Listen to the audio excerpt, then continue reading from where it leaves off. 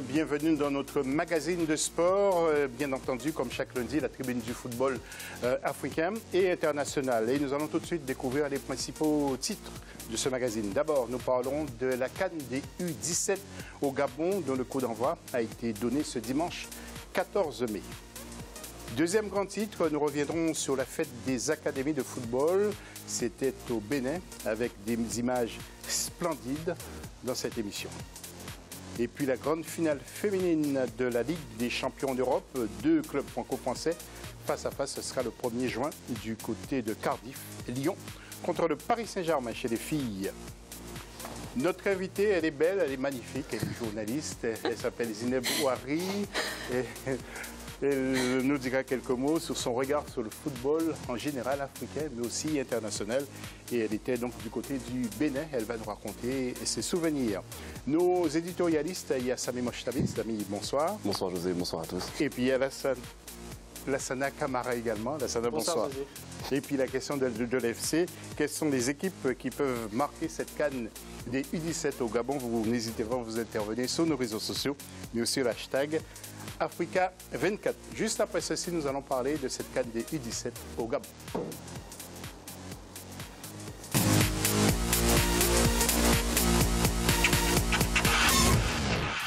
Justement, que doit-on attendre de cette CAN des U17? Y a-t-il des agents pour repérer les jeunes talents? Quels sont les gros soucis rencontrés par les délégations? Y a-t-il des contingents de supporters?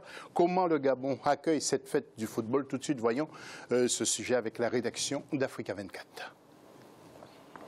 Le Gabon accueille jusqu'au 28 mai 2017 la 12e édition de la phase finale de la Coupe d'Afrique des Nations des moins de 17 ans. La compétition rassemble 8 équipes africaines, dont 3 anciens vainqueurs du trophée, notamment le Ghana, le Cameroun et plus récemment le Mali. Côté organisation, les autorités gabonaises sont rassurantes. Des efforts ont été consentis pour un bon déroulement de la compétition. Nous avons les acquis de l'organisation de la CAN 2012 et de la CAN 2017. Donc en termes d'infrastructures sportives, notamment les stades de compétition, les stades d'entraînement, nous sommes au rendez-vous. En plus, on a pu assister à un début de compétition réussi avec une mobilisation des populations, des communautés amies qui vivent dans la capitale économique du Gabon. Évidemment, nous avons cette particularité d'avoir un public gabonais qui est très passionné de football. Je crois que la mobilisation sera au rendez-vous durant toute la compétition.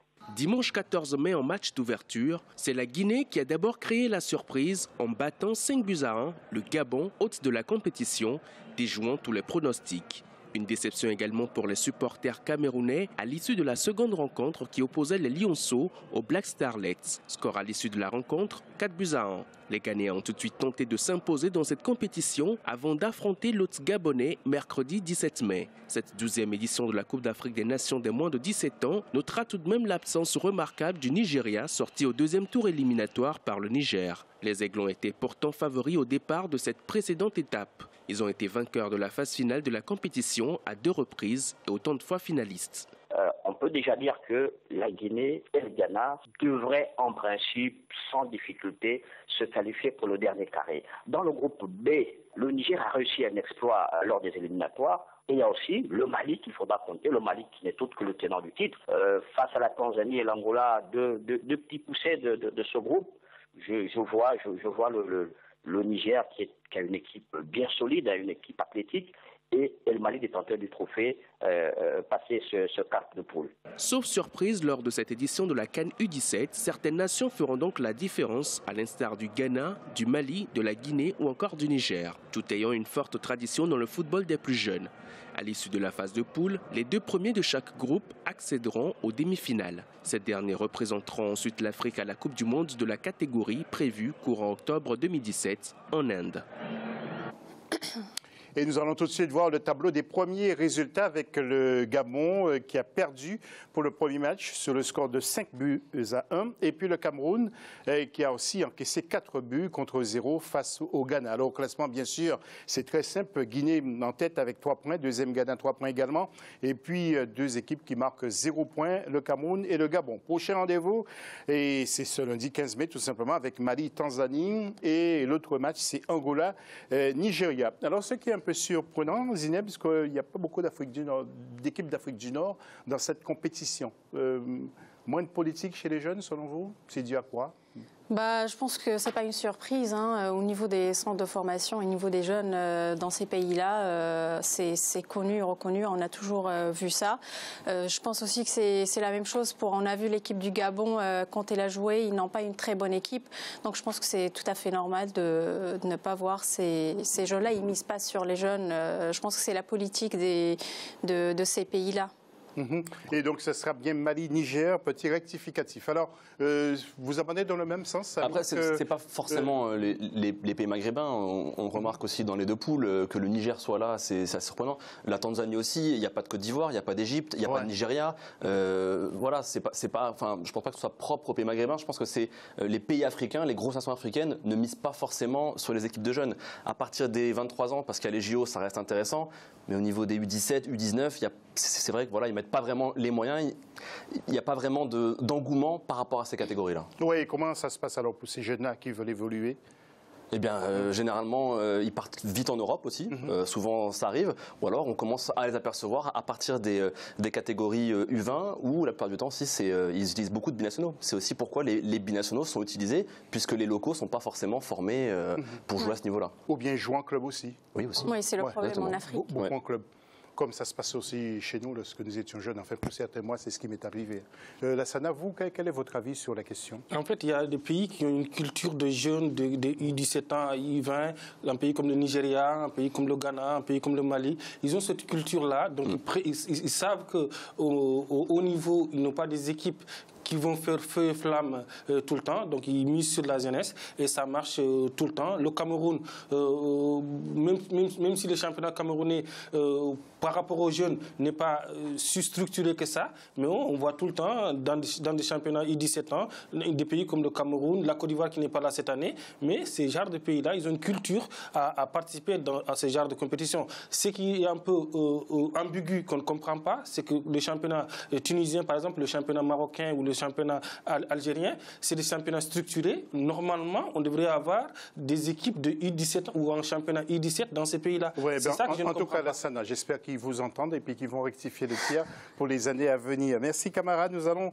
quand même préciser que le Ghana est un habitué avec ses 2 victoires, une place de 2e en 2005 et 2 places de 3e en 1997 et 2007.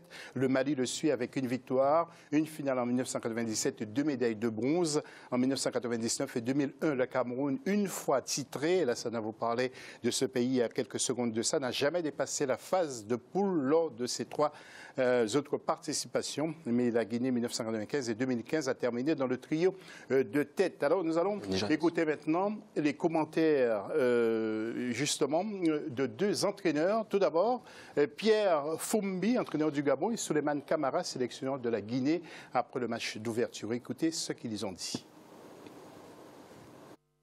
C'est le premier match de la compétition et nous avons bien joué, mais mon équipe n'a pas réussi. La lutte se poursuit et nous travaillerons sur nos lacunes. Nous ne nous sommes regroupés que depuis 3 mois et je pense que les Guinéens étaient plus expérimentés. Nous avons mérité la victoire qui est le fruit d'un travail acharné.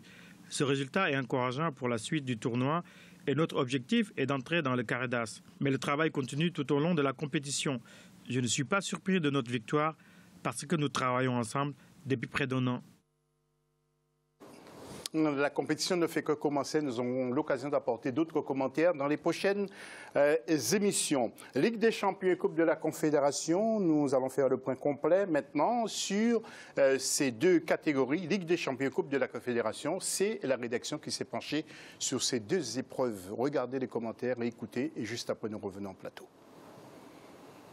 La Ligue des champions africaine a tenu ses premières journées de phase de poule les 12 et 13 mai 2017. À l'affiche, 8 matchs ont mis en opposition 2 équipes de chacune des 4 poules que compose le championnat. L'Étoile sportive du Sahel de la Tunisie a tenu en échec le Ferroviario Beira de la Mozambique 5-0 avec un doublé de l'attaquant brésilien Diego Acosta à la 15 et à la 70e minute. L'Espérance sportive de Tunis a aussi de son côté remporté le match face à l'AS Vita Club 3-1. Quant au club Al Ahly de Tripoli, il s'est incliné devant l'USM d'Alger 3-0. Le Zamalek Sporting Club d'Égypte et le Wydad de Casablanca ont tenu en échec respectivement le Caps United du Zimbabwe et le Coton Sport Football Club de Garawa par les scores de 2-0. Le match opposant Al-Merrek du Soudan et Al Hilal s'est soldé par un match nul 1-1. Celui opposant Al Ahly d'Égypte et Zanaco de la Zambie s'est lui aussi soldé par égalité 0 but partout. Même score pour le match entre le Sundown d'Afrique du Sud et le Saint-Georges d'Éthiopie. Au niveau de la Coupe de la Confédération, 8 autres matchs ont opposé les équipes en lice pour le trophée. Le CS Sfaxien de la Tunisie, le Zesco United Club Football de la Zambie et le Recreativo Desportivo Libolo de l'Angola ont respectivement tenu en échec par un score de 1-0, le Mbabane Swallow du Swaziland, le Samoa Sporting Club d'Alexandrie et Al Hilal au Bayet du Soudan. Le Fat Union Sport de Rabat lui a battu le Kampala Capital City Authority d'Ouganda à 3-0. 3-1 pour le club africain de Tunisie face au River United du Nigeria et 2-0 pour le tout-puissant Mazembe de la République démocratique du Congo face au CF Mounana du Gabon. Le match entre les Sud-Africains du Platinum Stars contre le Mouloudia Club d'Alger lui s'est soldé par un but partout. Égalité aussi du côté du match entre le Supersport United Football Club de Pretoria et le Oroya Athletic Club de la Guinée à 2 buts partout. Les prochains matchs de poule de la Ligue des champions africaine et de la Coupe de la Confédération se joueront les 23 et 24. Nous allons voir les tableaux ensemble et nous allons apporter quelques commentaires. Tout d'abord pour la Ligue des champions. Zineb, un petit mot à propos du groupe A avec l'Étoile du Sahel qui écrase Ferroviaro 5-0 et El Hilal et El Merrek un but partout. Je pense que pour l'Étoile du Sahel, je pense que ce n'est pas une surprise parce qu'ils ont quand même un bon niveau. Quand on regarde le football tunisien, le championnat national, ils ont un très bon niveau contrairement à d'autres clubs, à d'autres pays maghrébins.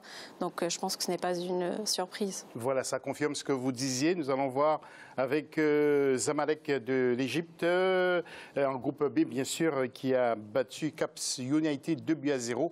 Et puis USM Alger qui a battu AS Ali de Tripoli sur le score de 3-0. Ça a mis un petit commentaire? Oui, on va dire que c'est les prémices de la Ligue des Champions. Il n'y a pas encore eu vraiment de surprise. Je ne suis pas sûr qu'il y en aura dans ces phases de poule. Le vrai jeu commencera à partir des quarts de finale. Donc là, les gros ont été plutôt rassurants, à part Al Ahly d'Égypte, donc qui a fait match nul. Sinon, ils ont été tous présents. Le Wydad a gagné. Vous l'avez dit, l'Étoile du Sahel a gagné. On va dire les gros mastodontes africains ont répondu présent pour cette première journée. Voilà, nous allons aller très vite avec le groupe C. Ça confirme ce que disait Zineb. L'Espérance de Tunis qui a battu AS Vita Club sur le score de 3-1. Ça va être difficile au match retour. Voilà, Massana, je reviens vers vous tout à l'heure. En groupe D, Al Ahly d'Égypte qui a donc fait match nul avec Zanaco 0-0. Mauvais résultat. Et Wydad de Casablanca du Maroc qui a battu Coton Sport 2-0. Je peux vous dire que Zineb et Samy ont commencé à faire la fête avec cette victoire de Wydad. Je ne sais pas si ce sont... et tout. Non, pas moi. Moi, je ne suis pas pour le Wydad, pour le Raja. Pour la Coupe de la Confédération maintenant, Fous de Rabat. Tiens, Fous de Rabat, ça vous dit? Non? Sans plus. Sans plus, voilà. Sans plus. Qui a battu Kampala 3-0. Club africain, Rivers United 3-1. En groupe B maintenant, nous allons enchaîner assez vite. C'est Sfaxien Baban 1-0. Et Platinium FCAG 1 but partout. En groupe C maintenant, TP Mazin, pas TP Mazin B, mais Zesco contre Smoa 1-0. Et Recreativo, Hilal Obeid 1-0. Et pour terminer avec la Coupe de la Confédération, TP Mazin B, c'est Smonana 2-0 et Sport Oroya 2 buts partout. Mon cher Alassana, est-ce que vous avez un mot à dire? Ce que j'ai à dire, c'est le retour en force de clubs maghrébins. Quand on voit l'Étoile du Sahel, Zamalek, club Sfaxien, tous ces clubs-là, le Wydad de Casablanca, Fès de Rabat, on a l'impression qu'au début des années 2000, ces clubs-là, la Ligue des Champions, la Coupe de la CAF en général, c'était les Tunisiens qui le prennent. Après, une autre nation vient derrière. Il y avait ces 2-3 championnats qui dominaient la Ligue des Champions africaine, le football africain. Ces clubs-là, après la crise politique en Tunisie, ces clubs-là reviennent sur le devant de la chaîne pour le bien du football africain. Et 2 commentaires, justement. Paul Pout, justement, il atterrit en Algérie et Youssef Talla, qui est l'entraîneur d'Al Ahly. Écoutez le commentaire après match. On a entamé le match avec une grosse pression sur les joueurs qui étaient un peu perdus sur le terrain. Ensuite, on a su revenir en nous créant des occasions nettes de marquer. Malheureusement, on n'a pas pu les concrétiser. On a su se ressaisir en inscrivant un premier but qui nous a remis en confiance et un second dans un moment très important. Par rapport à la situation qu'on est en train de vivre, je dirais qu'on a fait un bon match. Pour moi, le résultat ne reflète pas la physionomie du match, du moins pas au point de vue de la première demi-heure.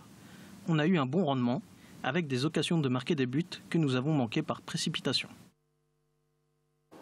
Voilà, USM Alger qui a battu Ali de Tripoli sur le score de 3-0. Et pour terminer cette première partie d'émission, Coupe du Monde des U20 qui se déroulera du 20 mai au 11 juin avec les représentants des continents qui sont autres que la Guinée qui sera en groupe A avec l'Argentine et l'Angleterre, la Zambie en groupe C avec le Portugal, Costa Rica et l'Iran, l'Afrique du Sud qui sera en groupe D avec le Japon, l'Italie et l'Uruguay, et le Sénégal en groupe F avec les États-Unis. Voilà, donc vous voyez les images et les tableaux en quelque sorte.